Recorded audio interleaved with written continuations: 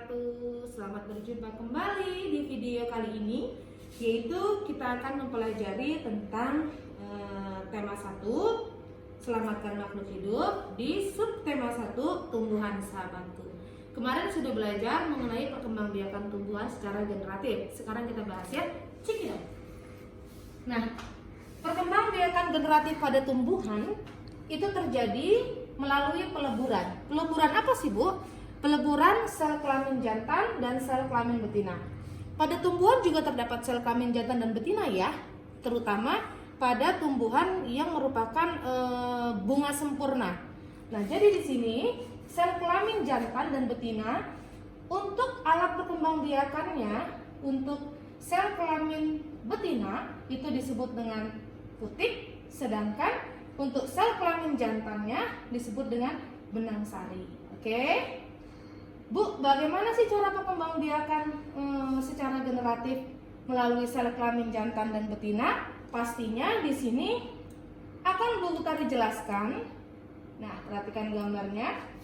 Perkembangbiakan generatif pada tumbuhan ini terjadi karena peristiwa penyerbukan. Apa sih itu penyerbukan? Yaitu serbuk sari jatuh ke kepala putik. Artinya, sel kelamin jantan jatuh ke sel kelamin betina. Ini gambarnya di sini. Nah, di sini adalah putiknya ya. Ini adalah putik dan ini benang sarinya. Benang sari itu jumlahnya banyak sekali. Putiknya di sini. Terjadilah peristiwa di sini namanya peristiwa penyerbukan. Ketika benang sari jatuh ke kepala putik. Lanjut, setelah terjadi penyerbukan, maka akan terjadi peristiwa pembuahan, yaitu serbuk sari sel kelamin jantan melebur jadi satu dengan sel kelamin betina. Nah, peleburan ini membuahkan hasil yang namanya zigot. Apa sih itu zigot? Zigot itu hasil dari peleburan pembuahan sel kelamin jantan dan sel kelamin betina atau putik dan benang sari. Di sini zigot akan tumbuh menjadi embrio. Embrio itu apa, Bu? Embrio itu tunas tumbuhan di dalam biji yang nantinya akan menjadi tumbuhan baru. Di sini bertunas. Nah, di sini zigot menjadi embrio atau tunas tumbuhan di dalam biji. Jadi zigot ini mengalami pertumbuhan. Oke. Lalu setelah itu biji berada di dalam buah. Jadi berkembanglah tumbuhan itu. Mengapa di buah mangga, buah rambutan itu ada bijinya? Inilah hasil dari perkembangbiakan generatif pada tumbuhan. Jadi, ketika biji ada dalam buah, perhatikan. Lalu, ya, buahnya ini kalian makan, bijinya kalian buang. Nih, ketika biji ditanam atau kalian sembarang aja tuh lempar ke tanah atau sengaja ditanam. Nah, biji yang ditanam akan tumbuh menjadi tumbuhan baru. Lihat, biji berakar, berdaun, berakar lagi, lalu dia berdaun, berbunga, lalu berbuah. Bu, buah jambu ada bunganya? Ada. Bu, mangga ada bunganya? Ada. Awalnya adalah ketika mereka mengalami perkembangbiakan mereka dari bunga. Nah, bunga sempurna ini adalah bunga yang memiliki putik dan benang sari, sel kelamin jantan dan sel kelamin betina.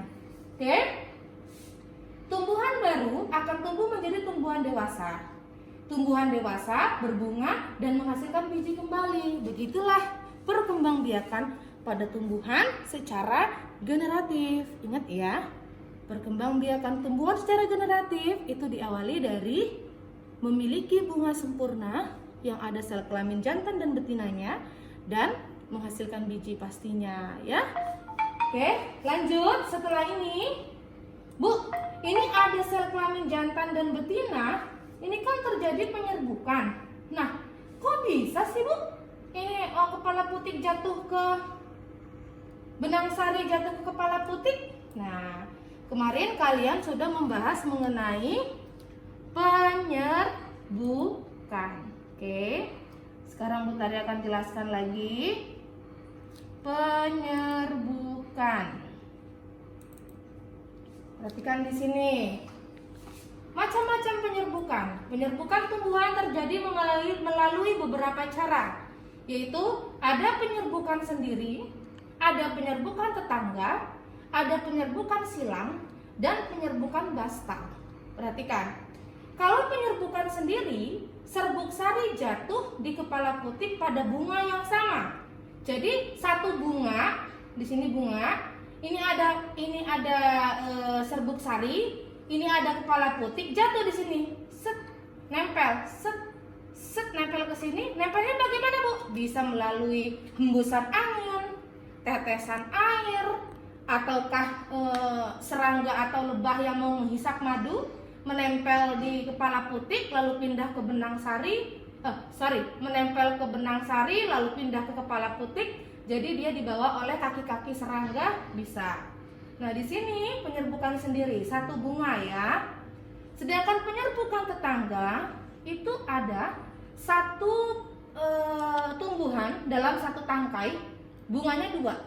Nah, ketika satu tangkai bunganya 2, yang serbuk sari sini nggak mau, dia tidak menempel di kepala putik satu bunga. Dia pindah kena angin, nempel ke bunga sebelahnya.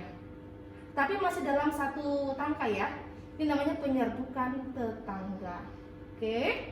Sedangkan penyerbukan silang, ya, penyerbukan silang, serbuk sari jatuh kepala putik pada bunga lain yang sejenis. Artinya, bunga yang ini tangkainya di sini, bunga yang ini tangkainya di sini. Beda pohon, beda tanaman, beda tumbuhannya.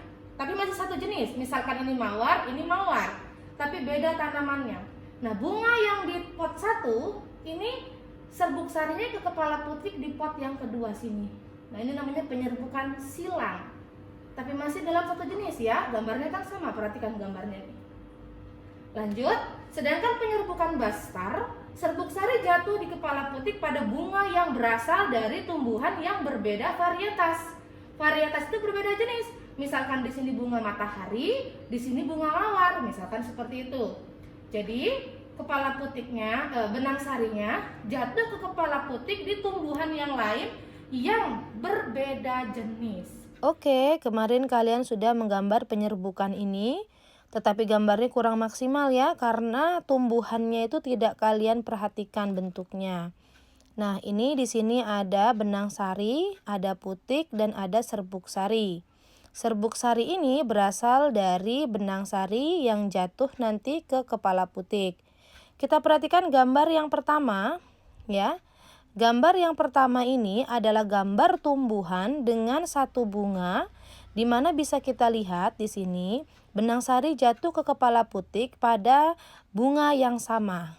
Oke, gambar yang kedua ini adalah gambar penyerbukan silang, di mana penyerbukan silangnya adalah ada dua tumbuhan dengan dua bunga yang sama, tetapi serbuk sari jatuh ke kepala putik di bunga yang berbeda. Tapi jenis bunganya sama ya, hanya di tumbuhan yang berbeda. Ada dua tumbuhan, dua bunga yang sama, tetapi serbuk sari jatuh ke kepala putik pada bunga yang berbeda, yaitu penyerbukan silang. Perhatikan tuh ya. Nah, jatuh dia. Sedangkan penyerbukan tetangga, di sini serbuk sari jatuh ke kepala putik pada bunga yang masih sama dalam satu tumbuhan. Hanya tangkainya saja yang berbeda. Sedangkan penyerbukan bastar, yaitu serbuk sari jatuh ke kepala putik pada bunga yang berasal dari tumbuhan yang berbeda varietas. Perlu kalian ketahui bahwasanya penyerbukan pada tumbuhan dapat dibantu oleh perantara, seperti manusia ataukah hewan-hewan lain yang hinggap di tumbuhan untuk menghisap nektar, seperti serangga, kupu-kupu, lebah, burung, ataukah melalui air dengan air hujan, ataukah melalui udara dengan angin. Nah, itulah penjelasannya. Terima kasih.